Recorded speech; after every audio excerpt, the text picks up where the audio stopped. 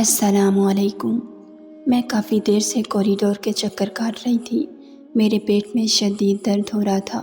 یہ درد کافی دنوں سے لگاتار ہو رہا تھا، مگر پہلے برداشت کے قابل تھا اور اب کچھ سمجھ نہیں آ رہا تھا کہ کیا ہو رہا ہے۔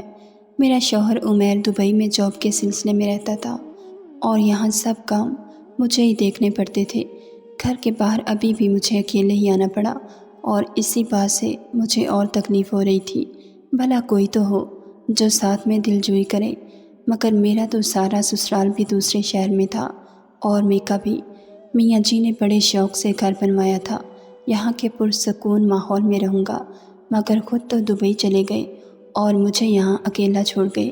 مسز نورین نرس نے میرا نام پکارا تو میں ڈاکٹر کے کلینک کی طرف چلی گئی، جہاں ڈاکٹر دانیال کا کیبن تھا۔ وہ الٹرا ساؤنڈ کیا کرتے تھے اور ڈاکٹر شائستہ کے سب مریضوں کا الٹرا ساؤنڈ وہی کرتے تھے۔ ڈاکٹر شائستہ کو صرف ڈاکٹر دانیال کی رپورٹس پر ہی بھروسہ تھا۔ میں بمشکل چلتی ہوئی اندر آ گئی۔ ڈاکٹر ابھی کوئی رپورٹ بنانے میں مصروف تھا۔ انہوں نے مجھے بیڈ پر لیٹنے کا اشارہ کیا اور خود اپنا کام مکمل کرنے لگے۔ میں نے پردہ ہٹایا اور پھر سے برابر کر دیا اور خود بیڈ پر لیٹ گئی، جہاں لیڈیز کے لیے چادر رکھی گئی تھی۔ میں نے چادر اپنے اوپر ڈال لی۔ 5 منٹ بعد ڈاکٹر کی آواز آئی، میں آ جاؤں مسز نورین؟ انہوں نے مہذب انداز میں پردے کے پیچھے سے سوال کیا۔ آ جائیں ڈاکٹر، میں نے آہستہ سے جواب دیا۔ ڈاکٹر نے آتے ہی مشین آن کی اور کچھ سیٹنگز کرنے کے بعد میری طرف متوجہ ہوئے اور الٹرا ساؤنڈ کرنے کے ساتھ ساتھ سوالات بھی کرتے گئے، لیکن میں نے دیکھا اچانک ان کے چہرے کی رنگت کچھ عجیب سی ہو گئی تھی۔ اب وہ میرے سوال کے جواب میں صرف ہوں ہاں کہتے جا رہے تھے۔ ان کے چہرے پر جو تشویش کے آثار تھے، میں تو کافی گھبرا گئی۔ کیا ہوا ڈاکٹر؟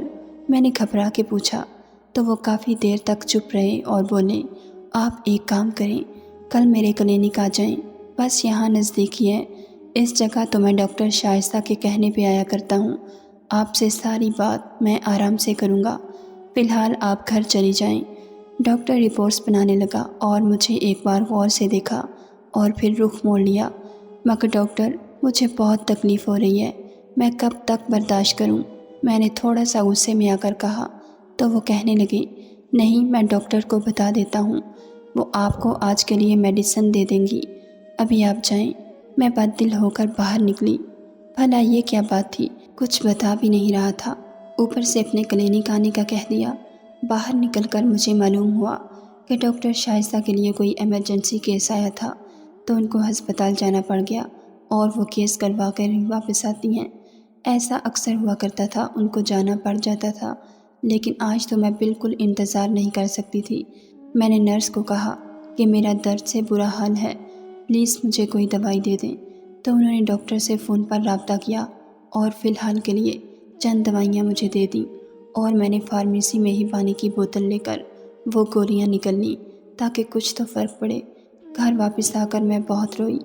یہ بھی کیا زندگی تھی میری، اکیلے جیو اور اکیلے مرو، ہر درد تکلیف پریشانی اکیلے ہی برداشت کرو۔ شوہر تو باہر بیٹھا ہے، بس نوٹ بنانے میں لگا ہوا ہے اور میں یہاں یہ سب جھیل رہی تھی۔ میں کافی دیر تک روتی رہی۔ کچھ دیر بعد عمیر کی کال آئی تو میں نے سارا غم و غصہ انہی پر نکال دیا۔ وہ کافی دیر تک مجھے سمجھاتے رہے، مگر میں کچھ سننے کو تیار ہی نہ تھی۔ میں نے فون کاٹ دیا تھا اور میں کافی بہتر محسوس کر رہی تھی۔ شاید دوائی نے بھی اثر کیا تھا، جو درد بھی کم ہوتے ہوتے ختم ہو گیا تھا۔ اب مجھے صبح پھر جانا تھا ڈاکٹر دانیال کے کلینک پر۔ انہی سوچوں میں مجھے نیند آ گئی۔ میں صبح اٹھی تو میرا موڈ بہت فریش ہو رہا تھا۔ مجھے لگ رہا تھا کہ مجھے آرام کی دوائی بھی دی تھی ڈاکٹر نے، تبھی تو میں سکون سے سو پائی تھی اور درد بھی کم تھا، مگر پھر بھی ہو رہا تھا۔ میں نے ملازمہ سے ناشتے کا پوچھا تو وہ جلدی سے میرا من پسند ناشتہ بنا لائی۔ مجھے بھوک بھی لگی ہوئی تھی اور اسی طرح روزمرہ کے کاموں میں شام ہو گئی اور میں ڈاکٹر کے کلینک کی طرف جانے کو تیار ہو گئی۔ کچھ ہی دیر میں میں وہاں پہنچ چکی تھی۔ ڈاکٹر نے مجھے کلینک میں بلایا اور بیٹھنے کا کہہ کر دروازے کو بند کر دیا۔ میں بے چین ہو گئی کہ انہوں نے دروازہ کیوں بند کیا ہے، اور وہ جلدی سے بھاگتے ہوئے میرے پاس آئی اور جو کچھ انہوں نے مجھ سے کہا، میرے تو ہوش ہی اڑ گئے۔ میرا نام نورین ہے، اور میں نے ایک خوشحال گھرانے میں آنکھ کھولی تھی، اور جیسے میں نے سونے کا چمچہ منہ میں لے کر پیدا ہوئی تھی، بابا کو لگتا تھا کہ میں ان کے نصیب کھولنے آئی ہوں۔ میں جیسے ہی پیدا ہوئی، بابا کو ایک بہت بڑا کنٹریکٹ ملا تھا، وہ تصور بھی نہیں کر سکتے تھے، اور اسی پروجیکٹ کی وجہ سے وہ کہاں سے کہاں پہنچتے چلے گئے۔ ان کا چھوٹا سا کاروبار اب بہت پھیل چکا تھا۔ میرے پاپا مجھے پیار سے نور کہہ کر بلاتے تھے۔ میں بہت لاڈ پیار میں بڑی تھی، روپے پیسے کی کوئی کمی نہ ہوئی تھی، مگر میری جوانی کی دہلیز پر قدم رکھتے ہی مجھے ایک عجیب سا احساس ہوا تھا۔ مجھے محسوس ہوتا تھا کہ ہمارے گھر میں کوئی ایسا راز چھپا ہے جو مجھے کبھی معلوم نہ ہوا تھا، مگر کچھ تو تھا جس کی پردے داری تھی۔ میں بابا اور ماما کو کئی بار اکیلے میں کسی بات پر بحث کرتے ہوئے دیکھا کرتی، مگر وہ مجھے دیکھ کر ہی خاموش ہو جایا کرتے تھے۔ میں چاہ کر بھی ان سے یہ راز معلوم نہ کر پائی۔ کالج کے بعد جب میں اپنی چھٹیاں گزار رہی تھی تو میں نے نوٹ کیا، بابا کے گھر سے جاتے ہی ماما ڈرائیور کو گاڑی نکالنے کا حکم دیتی اور ان کے ساتھ کہیں چلی جاتی۔ پہلے تو میں نے غور نہیں کیا، مگر پھر ایک دن جب میں نے پوچھا تو ماما ہڑبڑا گئیں اور کہا، نور بیٹا، میں جہاں جاتی ہوں وہ میں آپ کو نہیں بتا سکتی۔ ان کی اس بات پر میں عجیب نظروں سے انہیں دیکھنے لگی۔ ماما، ایسی کیا بات ہوئی ہے جو آپ مجھے نہیں بتا سکتی؟ میں نے اچنبھے سے کہا تو انہوں نے بڑی پھیکی سی مسکراہٹ کے ساتھ بولا، نور، تم پریشان نہ ہو، میں بس اپنے دوستوں سے ملنے چلی جایا کرتی ہوں، گھر میں رہ کر بور ہو جاتی ہوں۔ انہوں نے رخ موڑ کر بامشکل کہا، ماما، یہ کیا بات ہوئی؟ بھلا اپنے گھر میں کون بور ہوتا ہے؟ اور اب تو میں بھی گھر پہ ہوتی ہوں۔ مجھے شدید حیرت ہونے لگی تھی۔ بھلا ایسی بھی کیا بات تھی؟ وہ اپنی اکلوتی بیٹی کے ساتھ وقت گزارنے کے بجائے دوستوں کے پاس چلی جاتی تھی۔ میری بات پر وہ بس سر جھٹک کر وہاں سے چلی گئیں، اور مجھے بہت تکلیف ہو رہی تھی ان کے خیالات سن کر، جبکہ بابا تو جب بھی گھر میں ہوتے بس میرے آگے پیچھے پھرا کرتے، اور ان کی ہر ممکن کوشش ہوا کرتی تھی کہ وہ میری ہر خواہش پوری کریں۔ ویسے تو ماما بھی مجھے بہت پیار دیا کرتی، مگر آج ان کا رویہ کچھ عجیب سا تھا۔ میں نے جب سوچنا شروع کیا تو مجھے محسوس ہوا کہ ماما مجھے بابا سے لاڈ کرتے دیکھ کر کچھ اداس ہو جایا کرتی تھی۔ اب تو مجھے شک ہونے لگا کہ وہ میری سوتیلی ماں تو نہیں، مگر یہ کیسے ممکن تھا؟ میں نے اپنی پیدائش کی تصاویر دیکھی تھی، ان میں مما ہی تھی جو ہاسپٹل میں مجھے گود میں لیے مسکرا رہی تھی، اور ان کے ہاتھ میں ڈرپ لگی ہوئی تھی۔ میں جب چھوٹی تھی تو بہت ڈر جایا کرتی تھی وہ ڈرپ دیکھ کر، اور پوچھا کرتی، مما، آپ کو ہاتھ پر کیا ہوا ہے؟ تب وہ ہنس دیتی اور کہتی، جب آپ پیدا ہوئیں تو ڈاکٹر نے مجھے یہ ڈرپ لگائی تھی تاکہ مجھے طاقت ملے اور میں آپ کا خیال رکھ سکوں۔ یہ باتیں یاد آتی تو میرا یہ شک دور ہو جایا کرتا، مگر گھر میں جو کچھ ہو رہا تھا وہ کچھ الگ سا تھا۔ ایک بار میں نے ماما کا پیچھا کرنے کا سوچا، اور دوسرے دن میں ان کے جانے سے پہلے ہی تیار بیٹھی تھی، اور میں نے کیب بھی منگوائی جس سے میں نے گھر سے کچھ دور رکنے کا کہا تھا، اور جب ماما چلی جاتی تب میں ان کا پیچھا کرتی۔ اس کے بدلے کیب والے نے ڈبل کرایہ لیا تھا۔ ماما کے گھر سے نکلتے ہی میں بھی باہر آ گئی اور ڈرائیور کو ماما کی کار کا پیچھا کرنے کا کہا۔ یوں ہم کافی دیر تک ان کا پیچھا کرتے رہے۔ پہلے تو ایک ریسٹورنٹ میں گئی اور وہاں سے ڈھیروں باکسز اپنی کار کی ڈکی میں رکھوائے جن میں شاید کھانے کا سامان تھا، اور پھر ایک کٹ شاپ میں گئی جہاں سے انہوں نے بچوں کے لیے غبارے اور گفٹ وغیرہ خریدے اور وہ بھی کار میں رکھوائے۔ اس کے بعد وہ کسی فلاحی ادارے میں گئیں اور وہاں کافی دیر تک اندر رہیں۔ میں دیکھ رہی تھی ڈرائیور نے ایک بندے کے ساتھ وہ کھانے پینے کا سامان نکلوایا تھا اور اندر لے گئی، مگر کچھ پھول اور غبارے ماما اپنے ہاتھ میں لے کر اندر گئی تھی۔ باقی کا سارا سامان ڈرائیور نے نکلوایا تھا، اور تقریباً 2 گھنٹے بعد ماما باہر نکلی تھی۔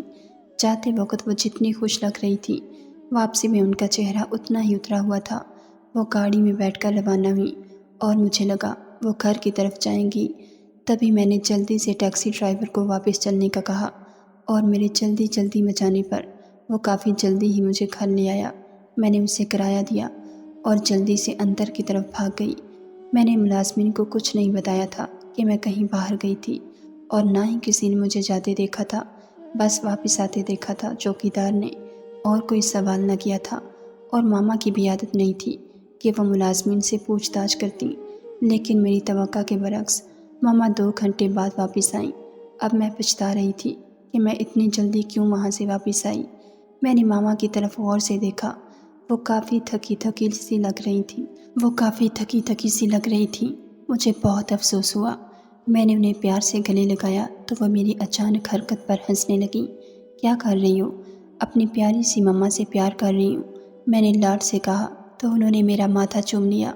مجھے بہت ندامت ہونے لگی تھی کہ میں نے اپنی مما کو غلط سمجھا۔ وہ تو نیک کام کے لیے جایا کرتی تھی اور شاید اسی لیے مجھے نہیں بتاتی تھی کہ ان کی نیکی برباد نہ ہو جائے۔ اس دن کے بعد میں نے ان کی ٹوہ میں لگنا چھوڑ دیا۔ ویسے بھی میری یونیورسٹی میں ایڈمیشن ہونے والا تھا۔ میں اپنی تعلیم کے لیے بہت سنجیدہ تھی۔ اب میں نے آگے کی پلاننگ پر دھیان دینا شروع کیا تھا، لیکن پھر میں ایک رات جب پانی پینے کے لیے کچن کی طرف جانے لگی تو مجھے بابا کے کمرے سے باتوں کی آواز آئی۔ وہ باتوں کی نہیں، ہمیشہ کی طرح بحث کی آوازیں تھیں۔ میں تجسس میں آ گئی تھی اور میرے دروازے سے کان لگا کر سننا شروع کر دیا۔ مجھے معلوم تھا کہ یہ بات ٹھیک نہیں، مگر یہ میرے والدین کا مسئلہ تھا اور مجھے ہر بات ہر حال میں جاننی تھی، کیونکہ وہ ہر وقت ایسے ہی لڑا کرتے تھے۔ آخر ایسی کیا بات تھی جو ان کو سکون سے رہنے ہی نہیں دیتی تھی؟ مجھے اب ان کی باتیں سنائی دے رہی تھیں، بلکہ دروازہ بھی ہلکا سا کھلا ہوا تھا۔ مجھے وہ دونوں دکھائی بھی دے رہے تھے۔ میں نے ماما کو بابا سے الجھتے ہوئے دیکھا اور بابا مسلسل نہ میں گردن ہلائی جا رہے تھے۔ یہ ناممکن ہے سائرہ، میں تمہیں کتنی بار منع کر چکا ہوں، اب تم بھی یہ بحث بند کر دو۔ وہ اچانک غصے میں آ گئے تھے۔ ماما رونے لگ گئیں۔ آخر کیوں کرتے ہیں آپ یہ سب؟ کیا میرا کوئی حق نہیں اس گھر پر؟ وہ بھی چلانے لگی تھی۔ مجھ سے برداشت نہ ہوا، میں اندر چلی گئی۔ بنا سوچے سمجھے مجھے دیکھ کر ان دونوں کا رنگ اڑ گیا تھا۔ اماں نے جلدی سے رخ موڑ کر آنسو پونچھے اور واش روم کی طرف جانے لگیں، جبکہ بابا میری طرف آ گئے۔ نور بیٹا، آپ یہاں؟ اس وقت بابا کافی بوکھلا گئے تھے اور میرے شانوں پر ہاتھ رکھ کر مجھے صوفے پر بٹھایا۔ یہ سب کیا ہو رہا تھا بابا؟ آپ لوگ کیوں اس طرح لڑتے رہتے ہیں؟ آج میں بھی سب جان لینا چاہتی تھی۔ کچھ نہیں گڑیا، ایسی کوئی بات نہیں، بس آپ کی مما کی طبیعت کچھ ٹھیک نہیں۔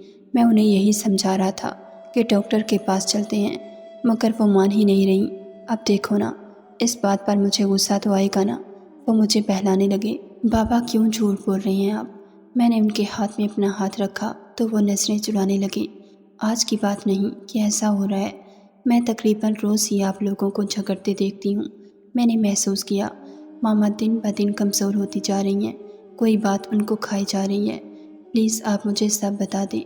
میں نے بابا کو یہ سب کہہ تو دیا تھا، مگر ان کا اترا ہوا چہرہ دیکھ کر مجھے رونا آ گیا۔ بابا آئی لو یو، میں آپ لوگوں کو یوں اداس نہیں دیکھ سکتی، پلیز مجھے سب سچ بتا دیں۔ میں اچانک پھوٹ پھوٹ کر رو پڑی اور بابا نے مجھے اپنے سینے سے لگا لیا۔ یوں محسوس ہونے لگا تھا کہ ان کے آنسو بھی میرے بالوں میں جذب ہو رہے ہیں۔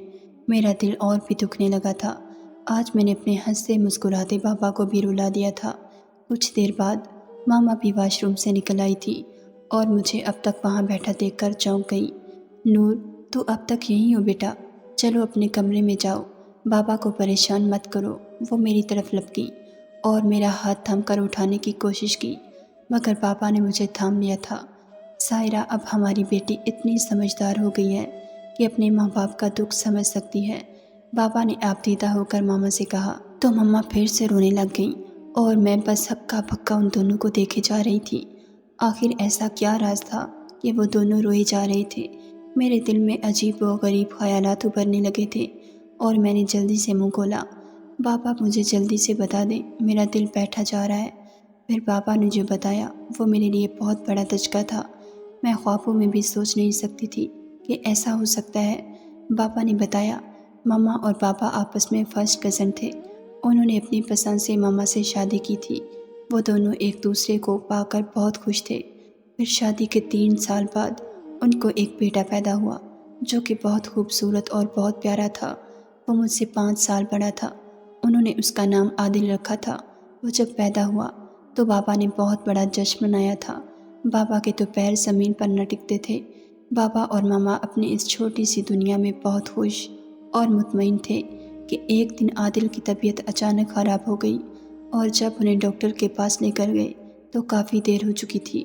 ڈاکٹر نے بتایا کہ اس کو سٹروک ہوا تھا، جس کی وجہ سے اس کے دماغ کی رگیں متاثر ہو گئی تھیں۔ اب وہ بہت کمزور ہو چکے تھے۔ ہلنے جلنے سے بھی قاصر تھے۔ بابا نے اس کے کافی ٹیسٹ کروائے، مگر جب انہیں اصل بات معلوم پڑی تو ان کے پیروں تلے سے زمین نکل گئی۔ جب شہر کے سب سے بڑے ڈاکٹر نے انہیں بتایا کہ آپ کے بچے کو سٹروک نہیں ہوا، بلکہ یہ تو پیدائشی معذور ہے، اس کا کوئی علاج نہیں، ڈاکٹر نے افسوس سے کہا۔ بابا تو جیسے یہ بات سن کر ٹوٹ چکے تھے۔ مگر ڈاکٹر صاحب، کوئی تو علاج ہوگا، میں سب کچھ کرنے کو تیار ہوں۔ دیکھیے، میں آپ کو مشورہ دیتا ہوں کہ اب آپ دوسرا بچہ کرنے کی کوشش نہ ہی کریں تو اچھا ہے، کیونکہ آپ کی کزن میرج ہے۔ جیسے کہ آپ نے بتایا کہ آپ دونوں کے والدین بھی کزن میرج تھے، تو یہ سب اسی وجہ سے ہوا ہے۔ کزن میرج اگر 3 نسلوں تک ٹرانسفر ہوتی رہے تو کئی کمپلیکیشنز ہو جایا کرتی ہیں، جیسے کہ کسی کو تو اولاد ہی نہیں ہوتی، کسی کو ہوتی ہے تو زندہ نہیں رہتی، یا کوئی دماغی خلل یا پھر کوئی اور بیماری لگ جاتی ہے۔ آپ کے ساتھ بھی بدقسمتی سے یہی ہوا ہے۔ ڈاکٹر کی بات سن کر ماما اور بابا بالکل ٹوٹ چکے تھے۔ ماما تو بالکل ختم ہو گئی تھی، سارا دن بچے کے ساتھ لگی رہتی، ان کو کوئی ہوش نہ تھا۔ ان کے کپڑے کئی کئی دن تک میلے ہو جایا کرتے، مگر ان کو کوئی خیال نہ ہوتا۔ عادل جب 5 سال کا ہوا تو اچانک ماما کی طبیعت خراب رہنے لگی تو معلوم ہوا کہ وہ پھر سے امید سے تھی۔ بابا سخت طیش میں آ گئے تھے۔ انہوں نے وہ بچہ گرانے کی بہت کوشش کی، مگر ماما کی جان کو خطرہ تھا، اور یوں میں اس دنیا میں آ گئی، اور وہ بھی بالکل صحیح سلامت۔ ان دونوں کے دل میں جو خدشات تھے وہ سب اپنی موت آپ مر چکے تھے۔ مجھے پا کر جیسے ان کو نئی زندگی مل گئی تھی، مگر ماما اب بھی عادل کے لیے بے چین رہا کرتی تھی، اور ان کا حل بابا نے یہ نکالا کہ اسے ایک فلاحی ادارے میں بھیج دیا۔ بابا نے ان کو ڈھیروں رقم دی تھی اور بھائی کے لیے مخصوص کمرہ بھی تعمیر کروایا تھا، اور ضرورت کی ہر چیز مہیا کی تھی۔ اپنے خاص ملازم بھی ان کی دیکھ بھال کے لیے رکھے تھے، مگر ماما اس بات پر راضی نہیں تھی۔ ان کا دل خون کے آنسو رو رہا تھا جب بابا نے زبردستی عادل کو وہاں بھجوایا تھا تاکہ مجھ پر کوئی غلط اثر نہ پڑے۔ اور اب اتنے سالوں بعد ماما روز اپنی ممتا سے مجبور ہو کر بھائی سے ملنے جایا کرتی تھی، جہاں وہ وہیل چیئر پر بیٹھے ان کو دیکھ کر خوش ہو جایا کرتی۔ ماما دیر تک ان کے پاس بیٹھا کرتی اور اپنے ہاتھوں سے کھانا کھلاتی، مگر بابا اب بھی ان کو گھر واپس لانے پر راضی نہ تھے کہ کہیں میرے صحن پر اثر نہ پڑے۔ وہ مجھے یہ بات بھی معلوم نہیں ہونے دینا چاہتے تھے، مگر آج میں نے وہ راز جان لیا تھا کہ کیوں میری ماں میرے ساتھ ہوتے ہوئے بھی میرے پاس نہیں ہوتی تھی، اور بابا اتنے کٹھور کیسے ہو سکتے تھے۔ اپنے بیٹے کو خود سے دور رکھتے تھے اور کبھی ان سے ملنے بھی نہ گئے تھے کہ ان سے اپنی بیٹی کی یہ حالت دیکھی نہ جاتی۔ اب وہ جوان ہو گیا تھا، اس کی داڑھی مونچھ نکل آئی تھی، اور ماما روز اس کی شیو کروایا کرتی۔ اس معصوم کو تو کچھ علم ہی نہیں تھا۔ یہ جان کر مجھے جتنی تکلیف ہوئی تھی وہ میں ہی جانتی تھی۔ میں نے بابا سے ضد کی، ہم کل ہی بھائی کو یہاں لائیں گے۔ اتنا کچھ ہوتے ہوئے وہ کیوں کسی فلاحی ادارے میں رہیں؟ میں سوچ سوچ کر روئے جا رہی تھی، اور میری ضد پر مجبور ہو کر دوسرے ہی دن بابا بھائی کو گھر لے آئے۔ بہت خوب روح تھی، مجھے ان پر ٹوٹ کر پیار آیا۔ میں نے دیکھا کہ ماما کے چہرے سے خوشی جھلک رہی تھی۔ آخر اتنے سالوں کے بعد وہ اپنے جگر گوشے کو اپنے ساتھ لائی تھی۔ اب ہم دونوں ماں بیٹی بھائی کا بہت خیال رکھتے تھے۔ میرے بھائی میں بھی کافی بدلاؤ آتا جا رہا تھا۔ میں نے دیکھا وہ پاگل نہیں تھے، بس ان کا ذہن چھوٹا رہ گیا تھا، اور وہ خود کو چھوٹا سا بچہ سمجھتے تھے، اور وہ باتیں بھی کیا کرتے، کبھی کبھی تو ایسی باتیں کرتے کہ سیانے بھی شرما جائیں۔ اب بابا بھی خوش تھے، میری عادل سے کافی دوستی ہو گئی تھی، روز چاکلیٹ لے کر آتی تو وہ بہت خوش ہوتے۔ اس طرح دن گزرتے گئے اور میرے کزن کا رشتہ آیا میرے لیے، مگر بابا نے پہلی فرصت میں ہی انہیں منع کر دیا، اور جلد ہی میری شادی عمیر سے کروا دی۔ میں انہیں پا کر بہت خوش تھی۔ عمیر ہر 4 ماہ بعد آیا کرتے، اب کی بار بھی ان کو گئے ہوئے 4 ماہ ہو گئے تھے، اور میری طبیعت خراب رہنے لگی تھی۔ مگر آج جو ڈاکٹر دانیال نے مجھے بتایا تھا، میرے پیروں تلے سے زمین نکل چکی تھی۔ ڈاکٹر کا کہنا تھا کہ میں امید سے ہوں، مگر میرے پیٹ میں جو بچہ ہے وہ شاید ذہنی طور پر ٹھیک نہیں۔ 3 سال بعد مجھے یہ خوشخبری سننے کو ملی تھی، اور ساتھ میں یہ بھیانک انکشاف بھی۔ یا میرے اللہ، یہ سب کیا تھا؟ میرا سر چکرانے لگا تھا۔ بڑی مشکل سے ڈاکٹر نے مجھے سنبھالا۔ لیکن ڈاکٹر صاحب، مجھے تو علم ہی نہیں ہو سکا، میں 4 ماہ سے پریگننٹ ہوں۔ میں نے اپنے آنسو چھپاتے ہوئے پوچھا۔ حوصلہ رکھیں میڈم، ہوتا ہے کبھی کبھی ایسا، اور آپ کا پہلا بیبی ہے تو آپ کو زیادہ تجربہ بھی نہیں تھا، لیکن آپ پریشان نہ ہوں، اس کا حل ہے میرے پاس۔ وہ مجھے تسلی دینے لگے اور میں نے چونک کر دیکھا۔ میں نے آپ کو یہاں اس لیے بلایا ہے کہ آپ یہ بچہ گرا دیں۔ اس نے کہا تو میں اچانک اچھل پڑی۔ یہ سب آپ کیا کہہ رہے ہیں ڈاکٹر صاحب؟ میں یہ گناہ ہرگز نہیں کروں گی۔ میں نے انہیں بہت سخت سنائی اور وہاں سے نکل آئی، جبکہ وہ کہتے رہے کہ میں آپ کی بھلائی کے لیے کہہ رہا ہوں۔ میں گھر پہنچ کر بہت روئی تھی۔ میں عمیر کو بھی نہ بتا سکتی تھی، لیکن جب میں نے ماما کو بتایا تو وہ بہت پریشان ہو گئی اور مجھے کہا کہ کسی کو بتائے بغیر یہ بچہ گرا دوں ورنہ بہت پچھتاؤں گی۔ ماما کی بات سن کر مجھے شوق لگا۔